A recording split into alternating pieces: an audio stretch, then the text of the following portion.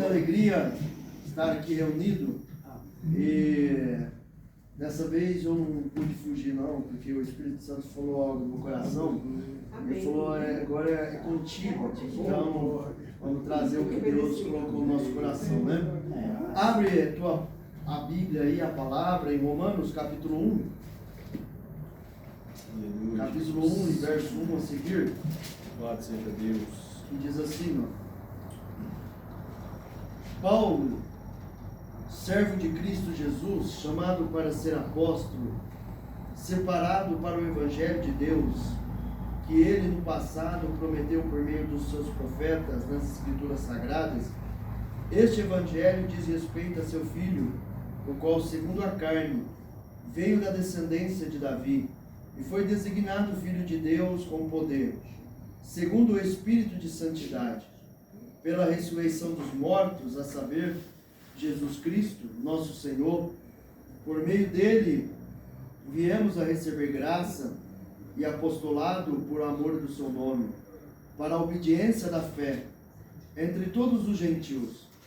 Entre esses se encontram também vocês, que foram chamados para pertencerem a Jesus Cristo. A todos os amados de Deus que estão em Roma, chamados para ser santos, que a graça e a paz de Deus, nosso Pai, e do Senhor Jesus Cristo estejam com vocês.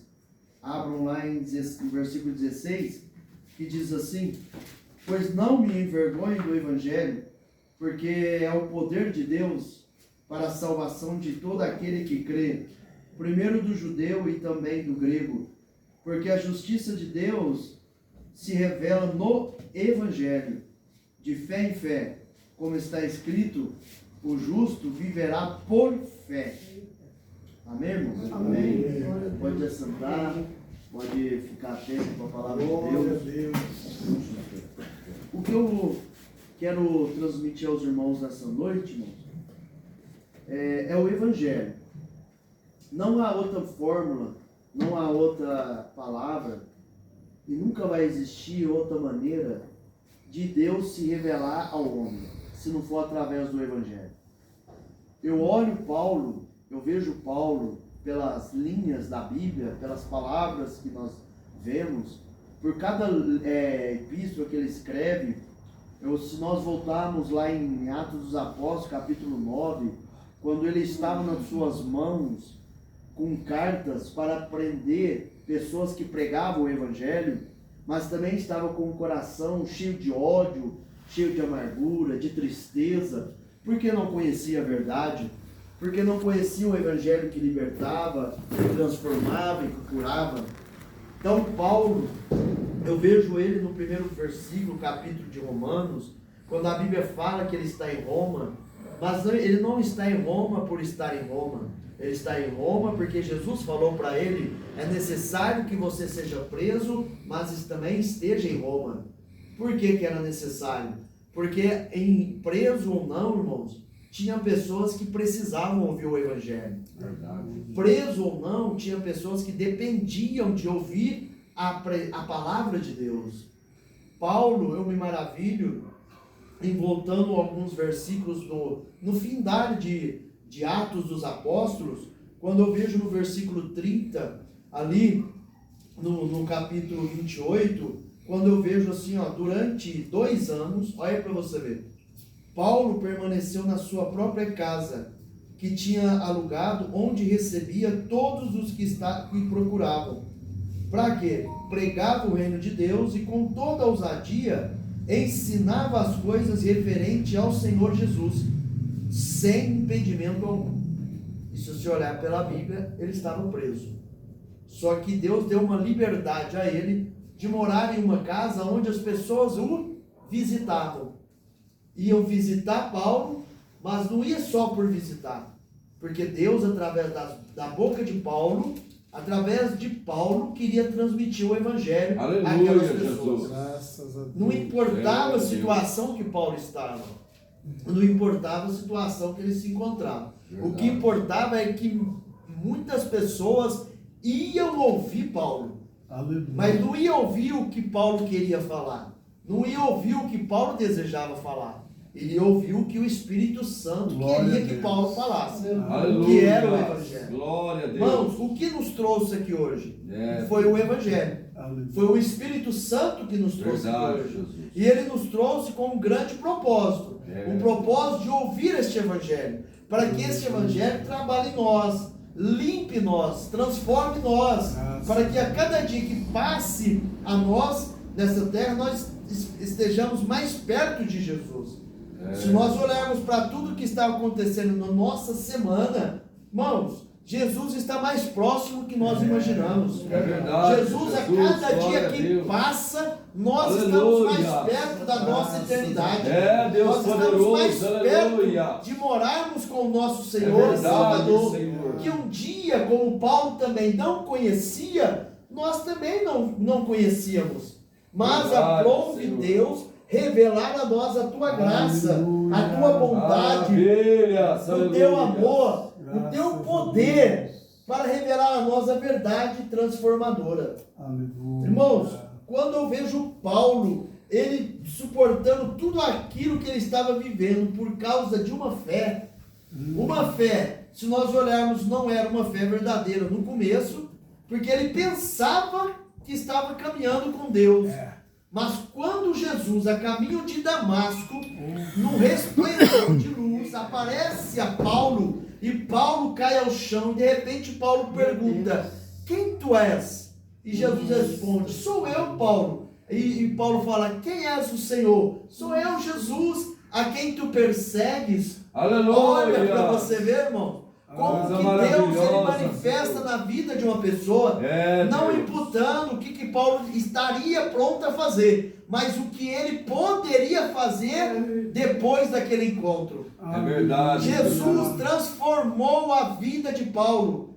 Ele também poderia ter transformado a vida dos soldados? Poderia.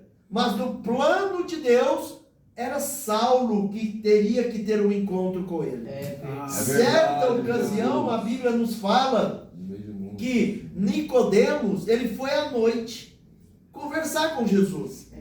Mas tudo que estava acontecendo no capítulo 1 e no capítulo 2 de João, deu a nos entender que ele viu milagres, que ele viu prodígios, que ele viu pessoas falar que aquele Jesus, antes de tudo, ele já existia. Então aquilo cresceu no coração de Nicodemos, ir atrás de Jesus para ter resposta. Para ter resposta de quem poderia dar resposta, de quem poderia nos preencher o nosso vazio. Não, certo? Todas as vezes que nós passamos dificuldade, quem que vem na nossa mente?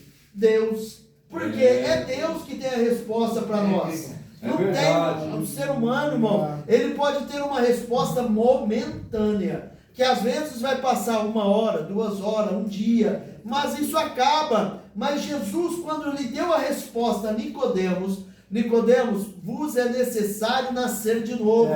Então você tem que nascer, tem que ser uma pessoa realmente para Deus. Então você não veio aqui à noite à toa, você veio para ter resposta, para preencher o vazio que estava em você. E Paulo não foi diferente. É verdade. Se nós pegarmos alguns capítulos atrás, capítulo 27, 28 de Atos, você vai ver Paulo sendo transferido a Roma.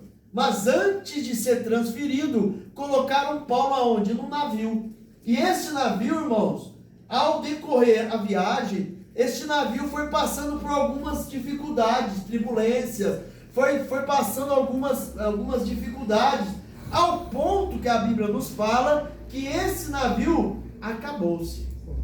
Mas Deus guardou todas as vidas que estavam diante daquele navio. Porque certa noite o Espírito, o anjo de Deus, foi a Paulo e falou: Paulo, pode ficar sossegado. Não vai se perder uma alma, não vai se perder uma vida, porque eu tenho um propósito de você estar em Deus.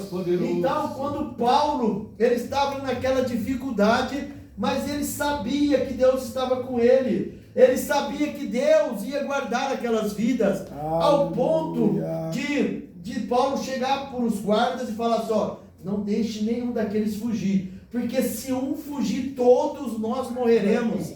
Mas não, aí o que ele fez? Guardou, porque ele sabia que Paulo era um homem de Deus, mesmo sabendo que eles iam interrogar Paulo, que iam prender Paulo, mas eles queriam ouvir quem? Paulo.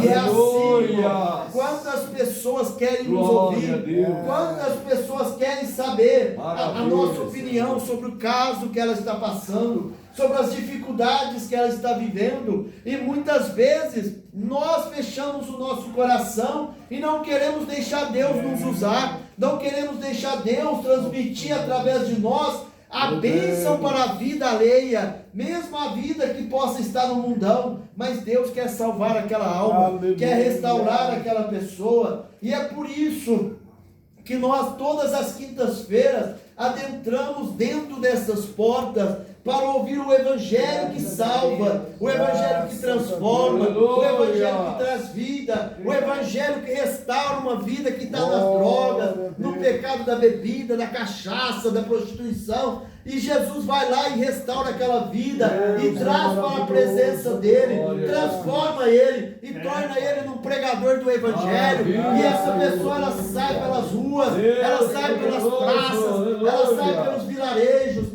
falando que Jesus salva, que Jesus transforma e que Jesus é o que dá a vida eterna. Então aqui, irmão, nós estamos diante de uma pessoa que foi transformada pelo Evangelho. O Evangelho tem poder, ao ponto de Paulo chegar diante destas palavras e anunciar: pois não me envergonho do Evangelho, porque é o poder de Deus. Irmão, ele já estava cheio da presença de Cristo, ele já estava cheio da presença da palavra, ele já estava cheio do amor de Jesus na vida dele, ao ponto de suportar torturas, de suportar prisões, de suportar o quê? Sacrifícios por uma nova fé que já tinha nascido nele.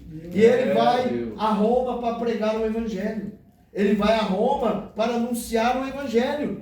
Eu voltando a alguns capítulos e abrindo em Atos capítulo 16, a qual fala que ali Paulo e Silas estavam o quê? Presos, estavam acorrentados, mas durante a noite eles começam a fazer o quê? A louvar, irmãos. Eles começam a louvar. Eles começam a cantar, como se, por exemplo, nós estivéssemos aqui numa situação difícil e de repente começássemos a louvar. Foi na cruz, onde um dia eu vi meus pecados carregados em Jesus. Eles começaram a louvar, a adorar, ao ponto de todas as pessoas que estavam presas começarem a atrair atenção para eles. Por quê? Porque é assim, irmãos, o Evangelho nos atrai. O Evangelho atraiu, o louvor atraiu a atenção de todos que estavam presos,